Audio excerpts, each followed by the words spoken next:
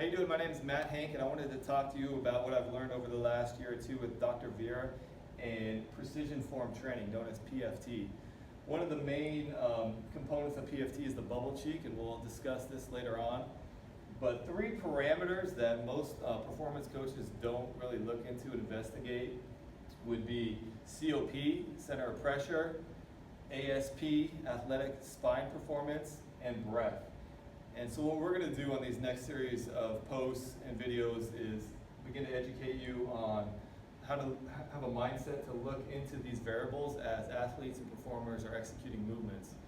So what's kind of unique about this as well is that you can incorporate this methodology with traditional training and traditional methods that you already do in the weight room, such as strength training, speed, mobility, stretching, those sorts of things.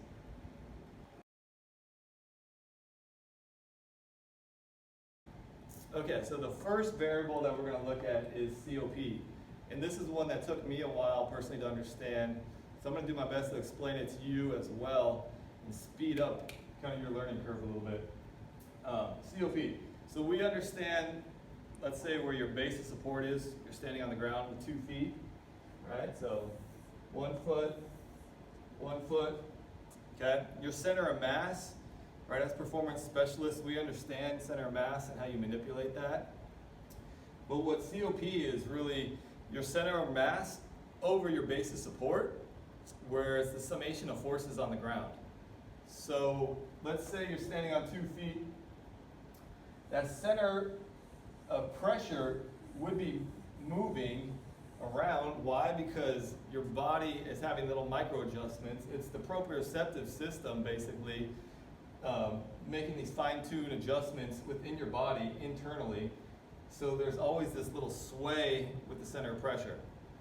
Okay, so what would we want as professionals here would be to kind of pinpoint that center of pressure to maximize the effectiveness of the proprioceptive system.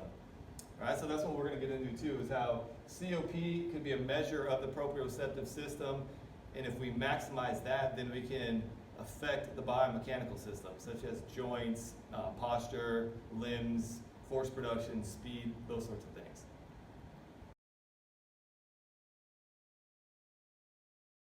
Okay, the next variable that we're going to look at is ASP, athletic spine performance.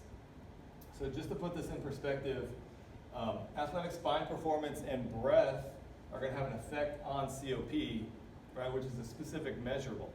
Okay, but going back to athletic spine performance, the best way to describe this would be a coil of a spring.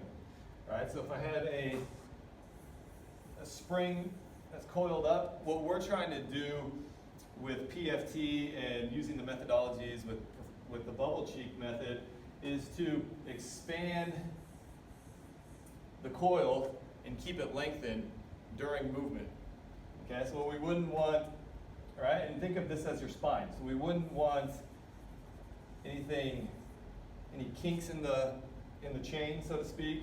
We would still want to be able to have a long coiled spine that can bend and manipulate.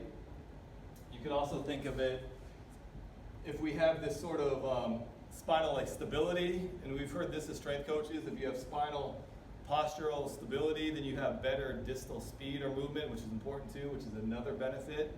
So what am I saying? If we can have integrity of athletic spine performance, then you'd be able to improve things, again, with distal, which would be your arms and legs, sprinting, jumping, throwing, pushing, pulling, those sorts of things.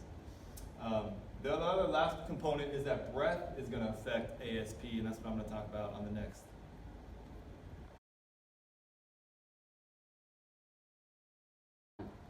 Okay, the third variable that we're going to look at is breath.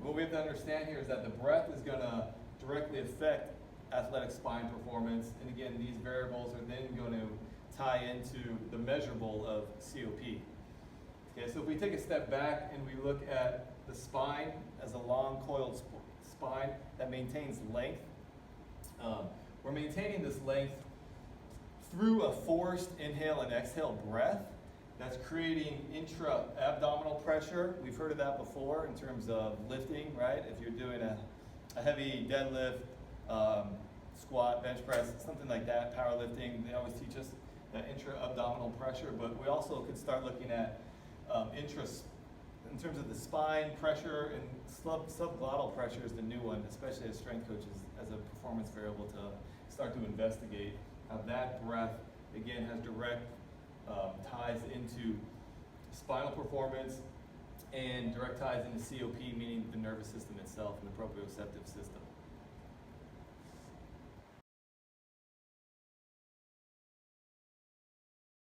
Okay, to wrap up, you're going to see videos of Dr. V performing what we use as an assessment to analyze COP and the proprioceptive system would be some single leg BOSU work.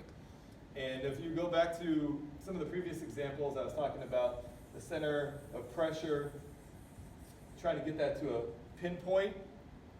That's going to be expressed on these videos, and it's going to be illustrated when you see the quivering stop, because that's tying into the proprioceptive system and having kind of greater control over those feedback loops.